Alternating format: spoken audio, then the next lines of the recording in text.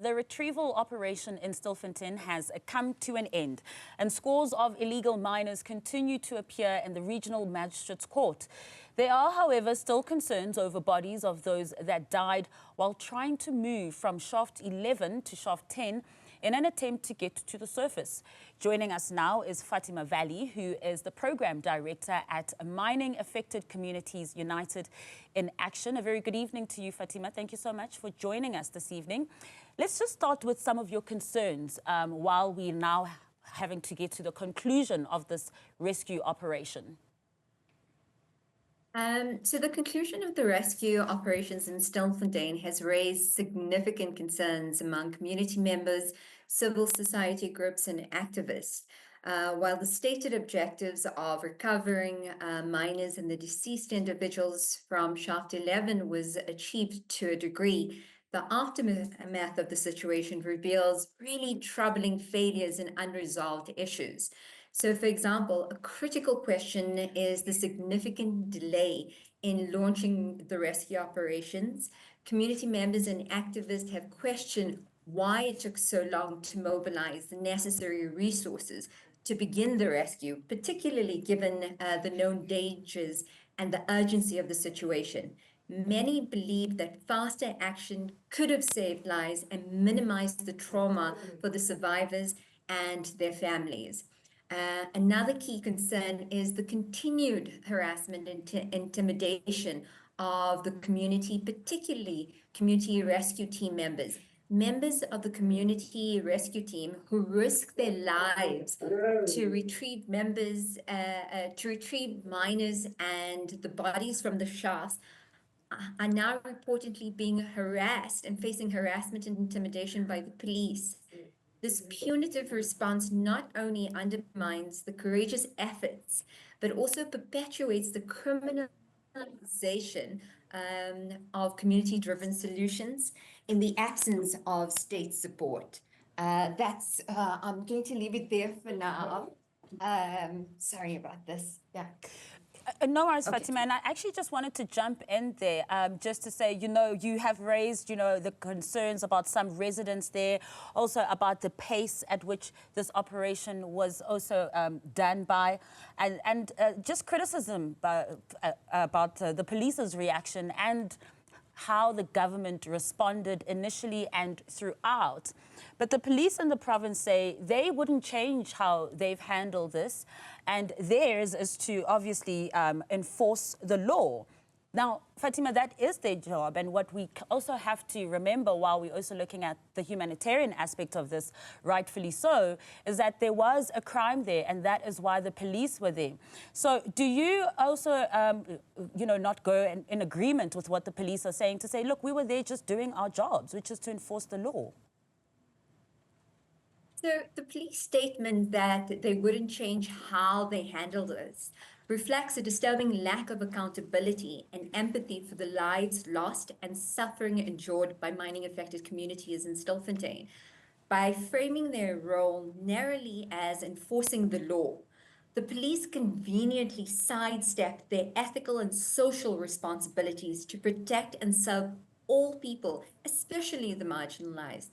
The response illustrates that systemic criminalization of poverty and the dehumanization of poor marginalized South Africans and peoples.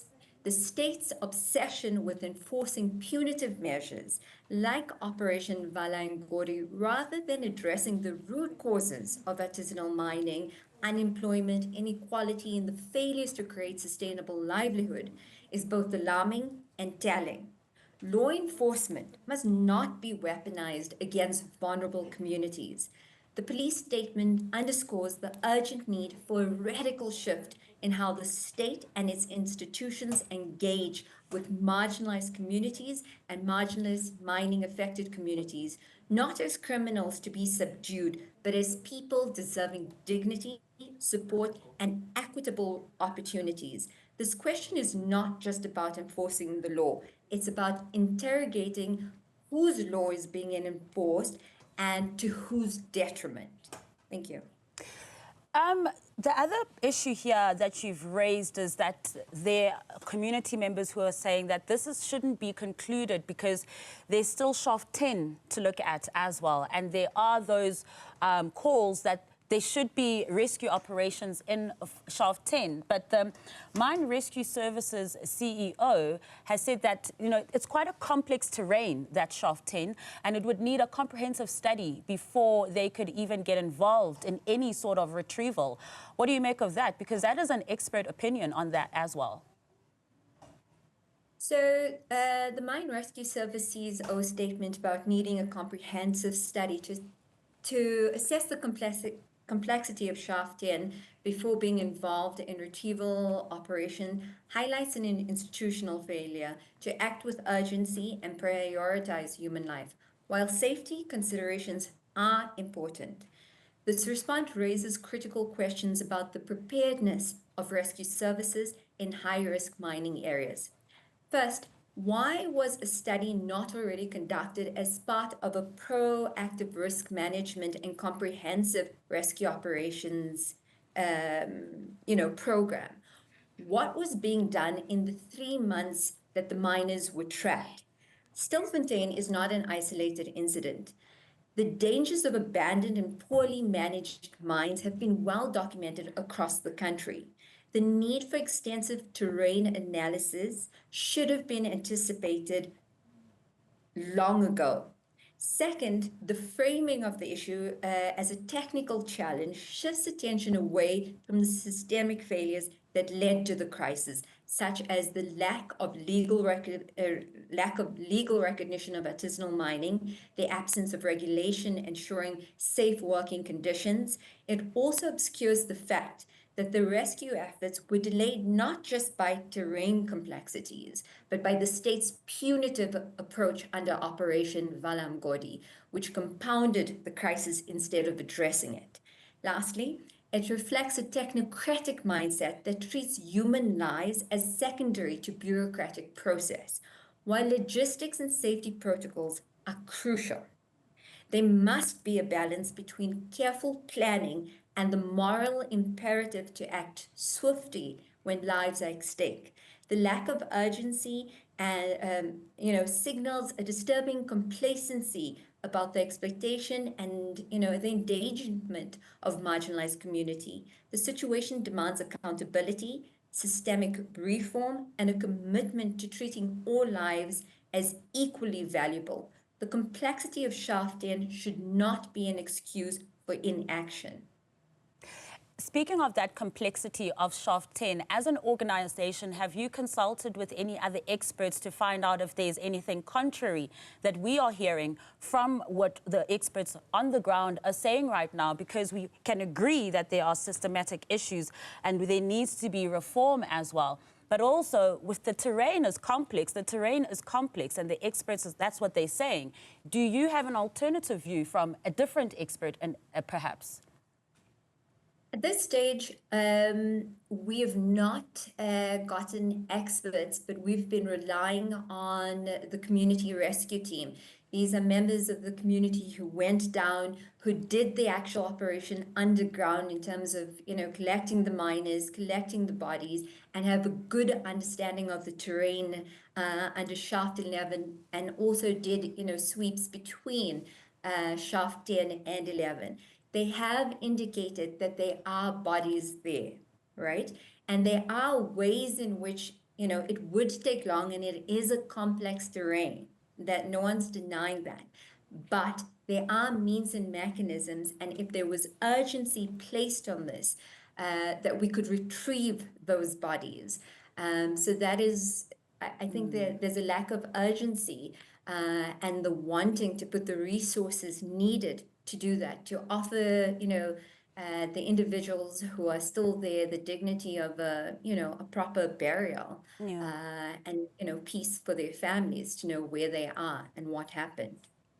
One also thinks about, when we speak about retrieval of bodies as well, the Lonmin mine situation as well, where those 3 miners are still trapped, and government has said, look, there's nothing more we can do. Experts have said it would be too dangerous to go down there as well. Of course, these are 2 separate scenarios as well, but just in the theme of having bodies and having high-risk mining areas have feasibility studies so that should incidents like this occur, that there's something done. But in the case of Lonmin Mine, with those 3 mine workers who are still trapped there years later, these were legal operations that were being conducted and the government wasn't able to assist there. Are you saying that they should rather then also refocus their energies and resources onto illegal operations, albeit, of course, the social dynamics that compound these issues? What I'm saying is that South Africa is a country that is built on mining.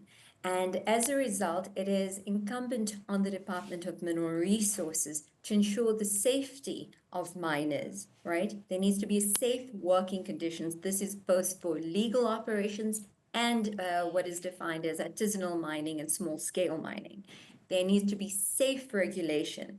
I'm saying that there has been a complete failure from the Department of Mineral Resources in meeting its responsibility. It should ensure that it has done these studies long before and do risk assessments to understand what would be needed in the case of an emergency such as Stilfontein, which was largely imposed by the state in the ways that it handled, Vally. But in situations where miners are trapped, what are our mechanisms? We shouldn't be spending 3 months assessing what a plan should be. There should be mechanisms and assessments, pre-feasibility studies done to make these operations a lot more efficient and quicker, especially when time is of the essence. So that's what I'm saying.